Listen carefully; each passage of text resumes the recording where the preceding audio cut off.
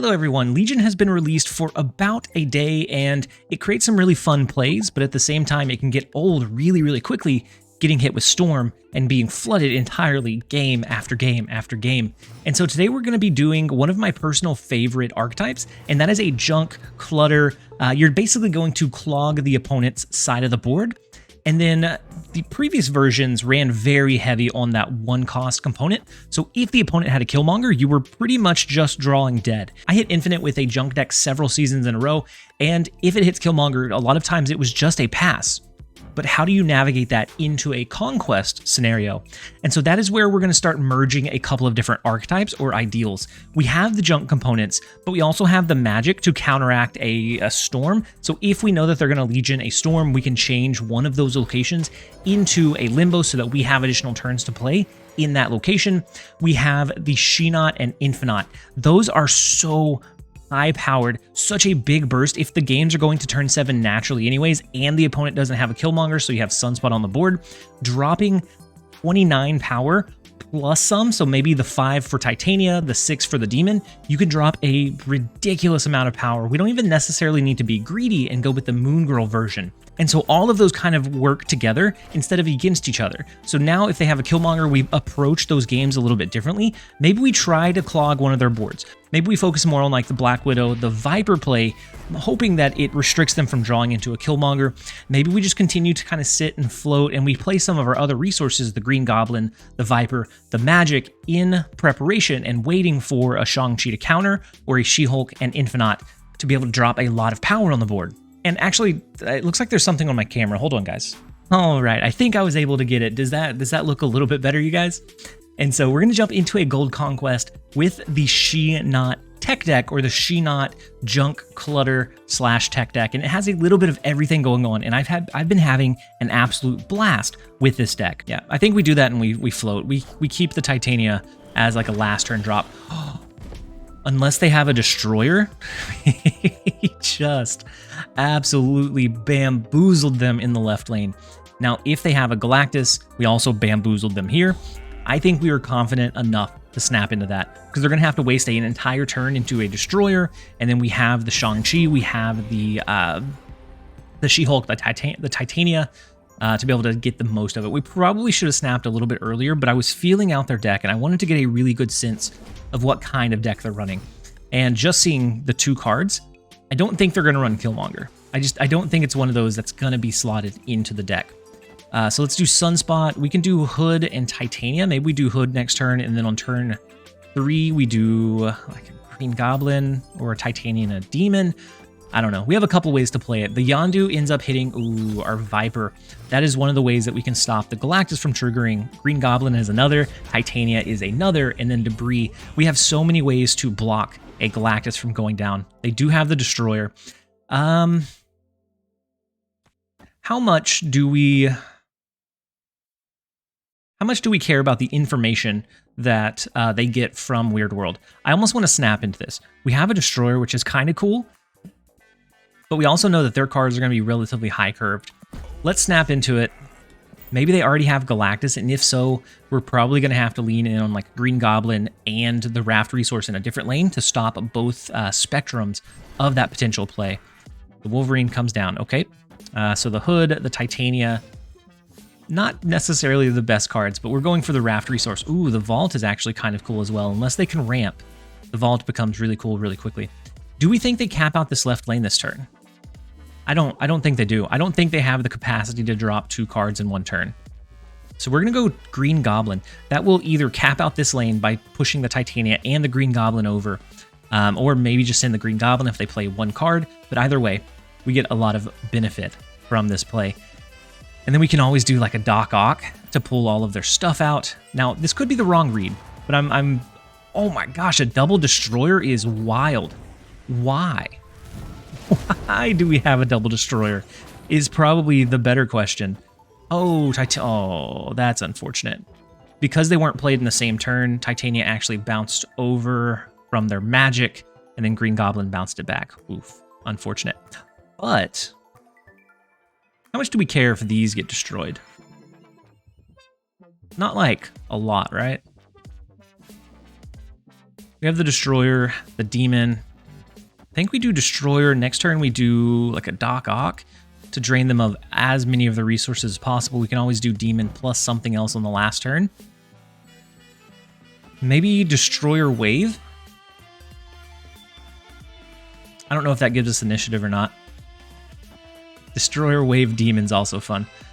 We do have to remember we have an extra turn, so the vault will open back up on turn 7. Ooh, they go ahead and they skip. Interesting.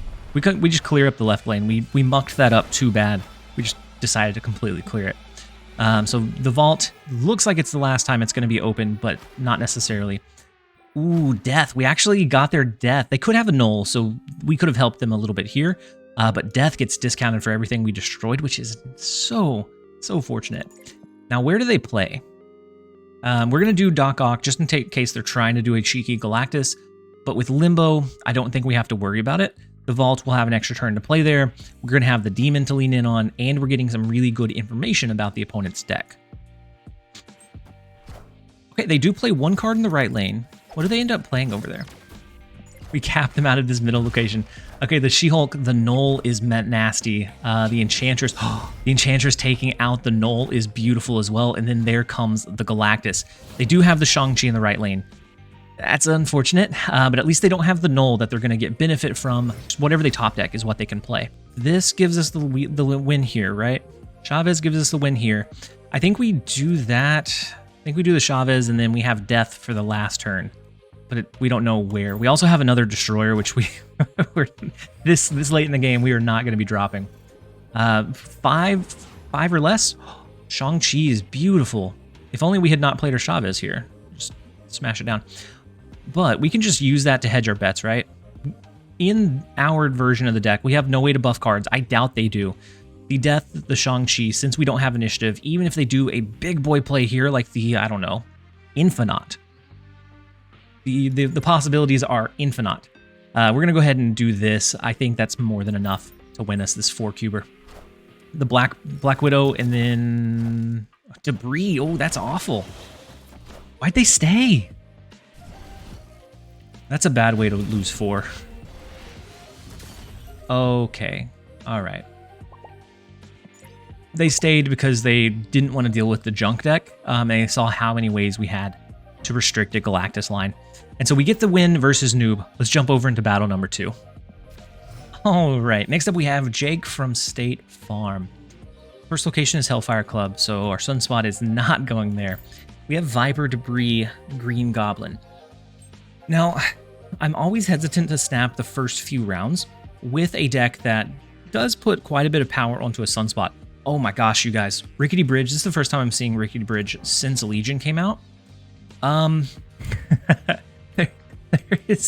There is a deck going around that is a Rickety Bridge focused deck that runs like a Colossus, a Wolverine, and then Legion to turn all of the locations into Rickety Bridge so that a Wolverine's bouncing everywhere, Nimrod's bouncing everywhere. Absolutely wild. I hope that Jake from State Farm is not running that deck. And so they have the multiple man. Oof. Do we have initiative? No. No, we don't have initiative going to this turn, unfortunately. If we did, we could either do Green Goblin so that if they do destroy this and try and bring it back with Phoenix Force, we could stop that. It'd be a 50-50 instead of a guaranteed multiple man. But since we don't have that guarantee, let's do Green Goblin. A lot of times these like Phoenix Force very heavy decks, ooh, maybe it's not a Phoenix Force. Maybe it's just a movement deck. Movement which got really popular with Ghost Spider, and then it's relatively cohesive and strong, but it seems like it just kind of dropped off. And then it was the flavor of the week, and then that flavor went away. We have Debris. Let's do a... Do we ever do... No. Let's just do Viper in the left lane. Viper and Soak. Next turn we have Debris, and we're really looking to constrict how much space the opponent has to move. And so with a movement deck, of course, the biggest thing is having that real estate on your side of the board to move your cards. With a junk deck, we are going to prohibit that as intensely as possible. A lot of times movement decks don't have those movement capabilities or those counter tech capabilities.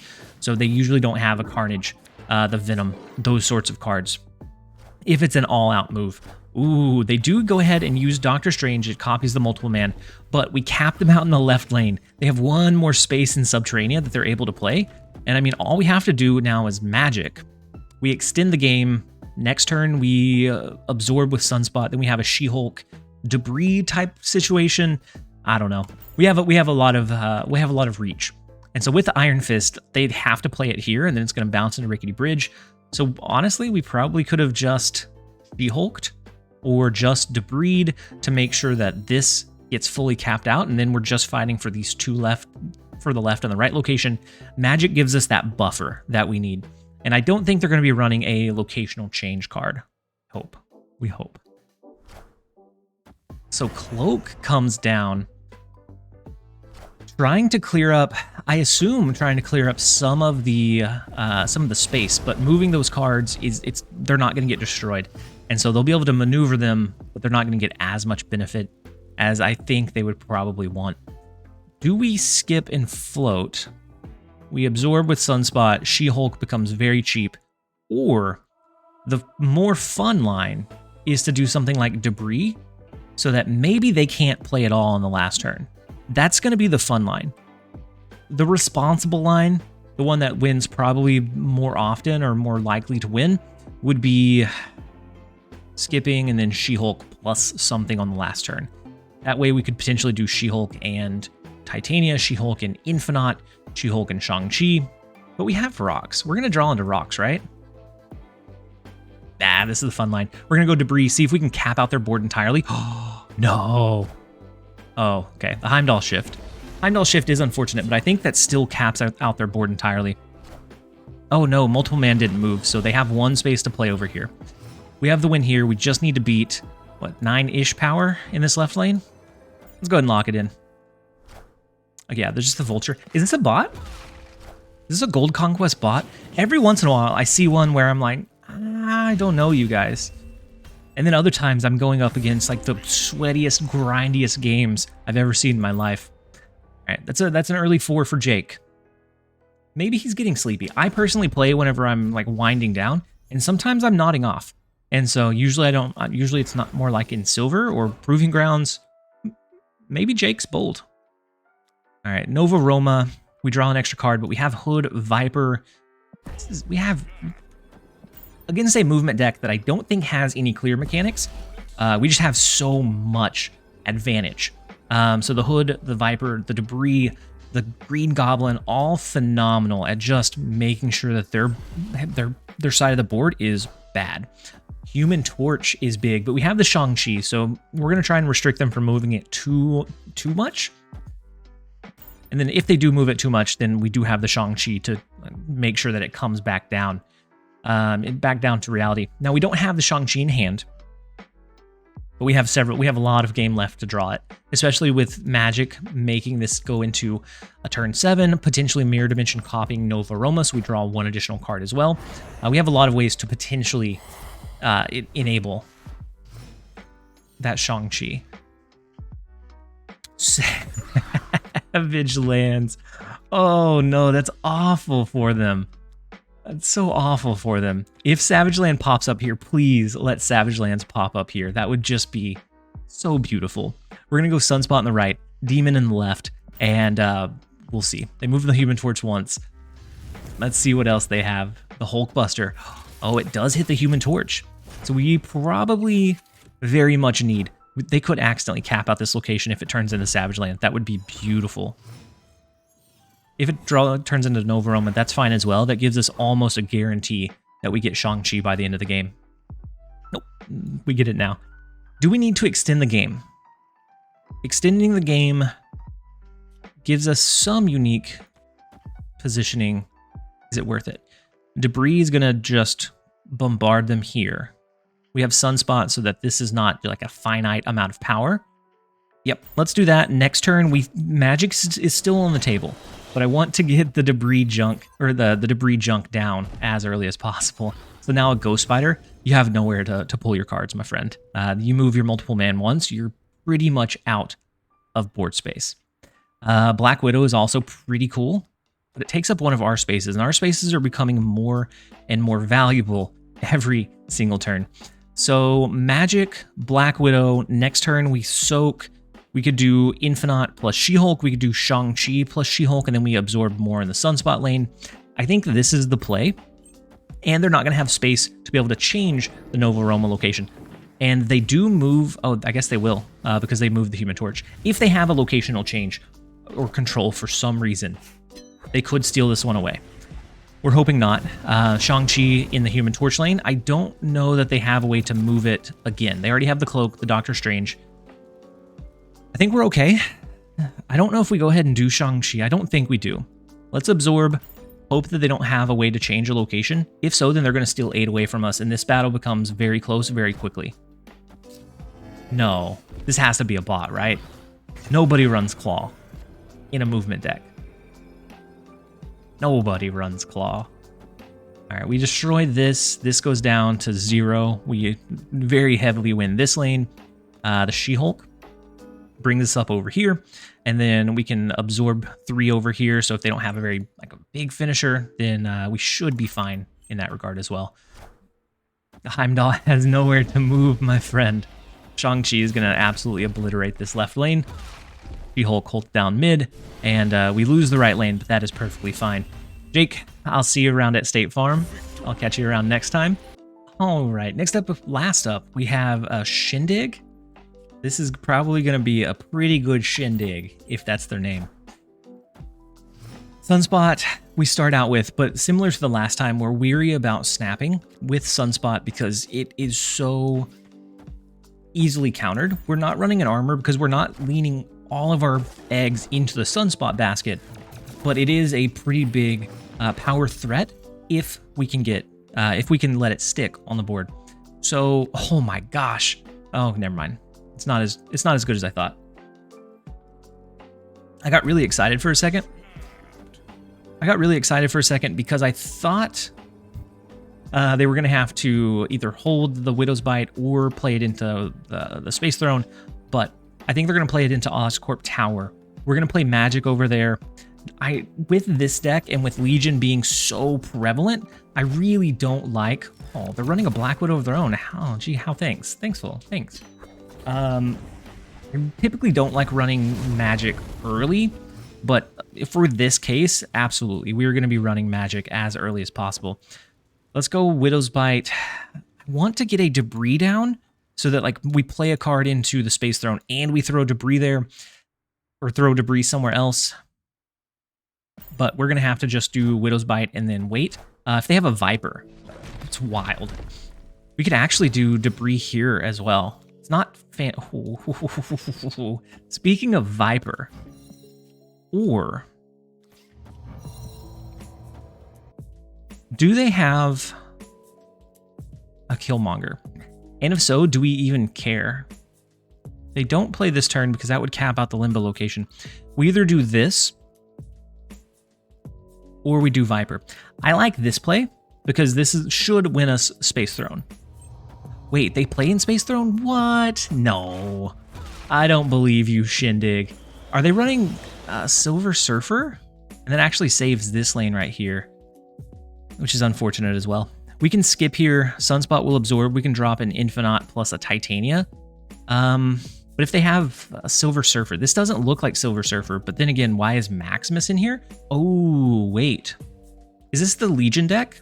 Like a Hawk Legion, maybe? I don't know. Legion's very fun, but you also have to very much meticulously set it up and hope that it doesn't break. It's not quite as brittle as something like a Phoenix Force, but it's still very, very brittle. New York is going to allow cards to be moved if their lane is not full. Magic, we can change one of the locations with Magic. So I kind of want to save Magic till turn 5 in case they Legion lock a location, and then we can open it back up with Magic. We get the immediate BM with the Rock. Let's go ahead and do Magic. I know I don't like doing it early, especially knowing that they probably have Legion, but I feel like we need to. Otherwise, we just lose all of that extra energy from Tinker's Workshop, and we're just sitting on a whole bunch of nothing. And so the Sentinels will make sure our hand is relatively full. We can get very, very close to capping out the raft this turn. We're going to wait one turn. We're going to do Sunspot. Next turn, maybe Titania plus a Sentinel to send Titania onto their side. I don't know. We will be able to get the Raft resource. It looks like maybe just a Ronin deck. It could be a Ronin Legion deck, but I think we're okay. I think we're all right against Shindig. I think we have the element of being able to fill up the Raft first, especially with the cheap Sentinels that they sent us. Now, if we had a Quinjet, we could just flood the Sentinels across the board, which would be so much fun. But very rarely is it worthwhile to clog your space by that much. And they skip on that turn. Interesting. All right, I guess we're going to do something like this maybe. That will allow them to control where Titania or when Titania comes back. But it gives us the free Raft resource, and so we're okay with that. Ooh, Magneto is kind of cool. So it's going to hit like their Rock Slide, their Hawk, probably a few of their other cards. Since they have Zabu, we assume that they have several 4-cost cards that they're going to lean in on. So Titania does come back our way. We can't draw. Let's do... Our hand's already full. Let's skip. We'll skip. If they play Ronin anywhere else but the Raft, we have the Enchantress, we have the She-Hulk, we have the free Magneto, we also have Shang-Chi to lean in on. And we'll drop most of that on turn 6, because I'm not comfortable in them not taking Limbo away. I think they have a Legion up their sleeve. So what if we did Magneto, She-Hulk, Enchantress? We can do Enchantress in the left. If they do a Legion, they'll have to do it in one of these two spaces, and so I think we can win the Limbo location after the fact. If they don't play for the Raft this turn, we're going to pull the Maximus over, we're going to cap them out in the Raft, and then we have Shang-Chi to lean in on. Now, if they do play for the Raft, then we'll have to maybe appropriately soak some energy on turn 7. I don't know. I really hope they try to do some cheeky play to get some extra cubes here, like oh no, the Hawk is big. Ooh, that is unfortunate. We tie mid, left lane, we win. Ooh, Sakaar. No, Sakaar. Wait, do we win? No, we lose by 1. Oh my God, that was all we had to do. All we needed was not the rock. That was the 1 out of 4 bad flip. I'm sure they had some bad... No, theirs was a 50-50. We just needed the rock, not the rock. Okay, what a wild turn. That could have went better. Had we played Magneto into mid, I think we could have had that one. That one could have been ours. Ooh, TVA. Not sure I care for TVA. But we'll see. They do have the Scarlet Witch. They have the Korg, so a Hawk is always a very scary resource. Oh. Plus Subterranea? Come on. Don't do this to me. Titania is good if we don't have an issue going into the last turn. If we get a Viper, then we can make it look like we weren't competing for TVA, and then all of a sudden we win. Space Throne. That's unfortunate. A lot of unfortunate things happening here. Okay.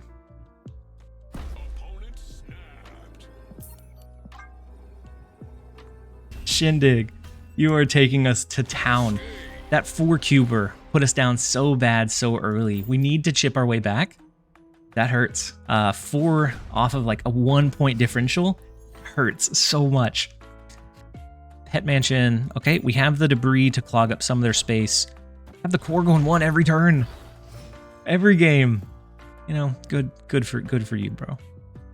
They can change the negative zone. We have to remember that. We have so many cards that we could play by turn 2. We don't have any of them. Unfortunate. And we draw into the rock immediately. So we're gonna hit them with a rock Viper combo. Now they could change negative zone, and that takes away a lot of the upside that we're getting here. But otherwise, I think we're okay. We have magic to potentially extend the game. I don't know if we want to. We could either do that. We can do Enchantress into the Zabu so that they don't get the extra like reach or the extra flood on their cards. Maybe that's the path we go with. Hood becomes a liability unless we change Clintar. And they snap on us. What do they have? We could potentially wait and dig for a Shang-Chi. We're going to have to make them choose between Negative Zone and Limbo, I think. So So we can change Clintar after this turn. We can change Clintar with magic. Unless they go ahead and do Scarlet Witch now. The rock slide as well is tough. All right, we're gonna hit him with the Enchantress, and we get the Shang-Chi, which is good. Let's do magic. We're not floating in energy here, though, which is the very scary thing. So what do they go with in mid? If it's a Hawk, then maybe we can still hit them with a Shang-Chi. It is a Hawk. That is going to be big enough to hit with a Shang-Chi. So we do a Shang-Chi and hope they just change Limbo? That's not. That loses every time. I think we have to retreat out of that one. They have some pretty high impact, high power plays. We had a couple of ways, depending on what they had to lean in on the last turn, but I can't risk it with the Limbo. We didn't have a good way to do the Shang-Chi, which is unfortunate. Shindig is absolutely taking us to town. I'm trying to play it slowly, carefully, meticulously. We just need an opening, but right now that 4 cube kind of puts us down, and so there's a lot less of a window of error, forgiveness for an error. Viper, we have the Hood and the Viper. Do we maybe not compete for the Raft? I don't know if they try to fill it up. They have Zabu. We now have Demon. Depending on what we draw here, maybe we fight for it, maybe we don't. Okay, Black Widow is big. Black Widow, next turn we could do really anything. I don't think Green Goblin is going to be the play on the next turn, though. I also don't think Viper, so we would have to hope that we draw into Debris, into Magic, into something. Ooh, or we could just do a Widow's Bite. Widow's Bite works. And hoping that they just don't have good resources to lean in on. And so we don't draw, but neither do they. Let's do the Widow's Bite. We have a Green Goblin plus Viper. We're going to get the free resource from the Raft. Let's go ahead and snap into this. If we have, we're already 2/3 of the way to committing an all-in and putting all of our cubes at risk. We have a decent setup here, so we might as well just push it all the way through. We get a null, so I'm wondering if they get a null as well. So they have 12 power here. As long as we absorb 4 more, then we're okay. So I think we just skip here. We have the Viper if we want to use it, but I kind of want to make sure that we are winning in the left lane before that. So Master Mold, they do have the Ronin, okay. We have the Shang-Chi for the Ronin play. Do they have any way to stop our Shang-Chi? I don't think they do. We went in the left, and so let's see. 2, 4, 6, 8, 9, 10, 11. I want to make sure that we have enough cards in our hand that Ronin does not do anything crazy. Now, they could have gotten a null from the Raft as well. I've noticed a lot of times you get kind of mirror cards, so you get the same cards out of each. And so I'm actually going to do our null into the Sacred Timeline. I'm going to stack everything into the Sacred Timeline and see what they do. Okay, Hawk, Master Mold, but the Master Mold is irrelevant because Sacred Timeline filled up our hand anyways. That is a goodbye to the Ronin. We win the left lane. Null is massive. We have the Titanium come down. We are able to get the 3. Making a small chip. We got to do that 2 more times to still be in this. Okay, Hood into a Viper is big. We have the Infinite, but we're always afraid to go to round 7 with the threat of Scarlet Witch. And so similar to how we are trying to block the Legion by having the magic, we're always scared to lean too heavily on that turn 7 play. So it may be something that we just don't do, and we'll see. We have the Shang-Chi for the Monster Island lane. So I haven't seen them running a Shang-Chi. With Zabu, it's kind of wild to cut all of the tech cards, but it's possible. I could see it. I almost think we do Magic into X-Mansion to get rid of the RNG from this lane. Like, you never know what's going to pop out of that thing, and since we can control it, I think we do. They play in the left lane. It is going to turn into a new location after this turn, so let's see. Iron Lad. What does Iron Lad hit for him? Scarlet Witch. So we know they have the Scarlet Witch play. So with that, if we do Sunspot and Absorb here, that's going to bring She-Hulk down to 3. Not enough for us to do that and Shang-Chi. This brings She-Hulk down to 2. Next turn, we could do Shang-Chi plus She-Hulk. I think is decent. It makes sure that we are never going to be able to use our Infinite, though, is the only bad thing. Or maybe we just forego the She-Hulk. Well, it's turn 5 next turn. Okay, no, new plan. We're going to Sunspot the left lane. If they're going to take away Limbo, they're going to have to use Scarlet Witch there, and so we get some benefit in the negativity in the left lane. We're going to do Sunspot, Absorb. That'll bring She-Hulk down within playable range, and so we probably do She-Hulk next turn into a Shang-Chi on turn 6. Baron Mordo. So strange. I do think they misordered that. So they played the Black Widow and then the Baron, so we couldn't draw any cards. So I don't know if maybe they wanted that to happen or if that was maybe a misstep. I don't know. We'll take it, though. We will gladly take it. Let's do She-Hulk, Widow's Bite, and then Absorb. Let's do that. Next turn, we will hit him with the Shang-Chi plus Demon. And then maybe we're just floating on the last turn in the Sunspot lane. Okay.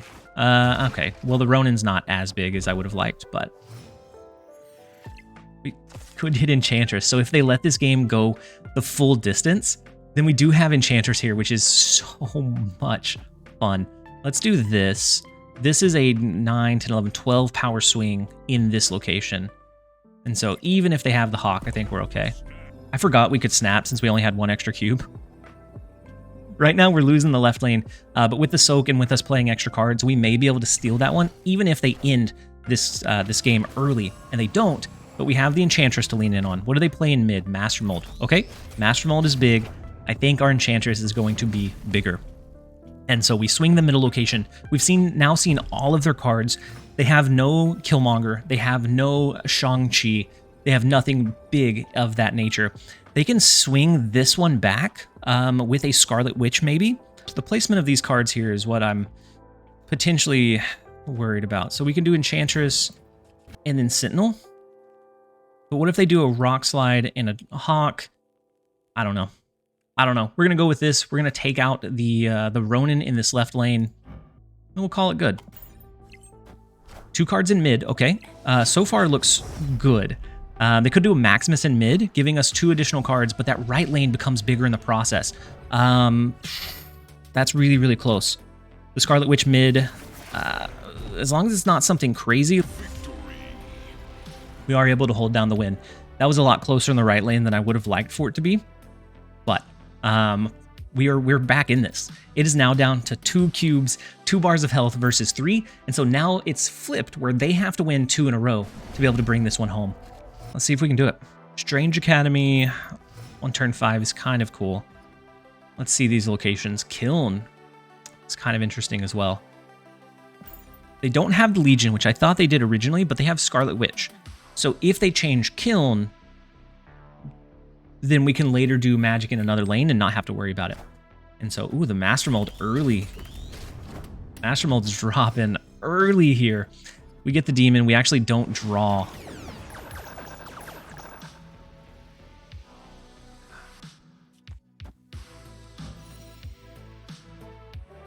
That is the worst value Demon I've seen in my life.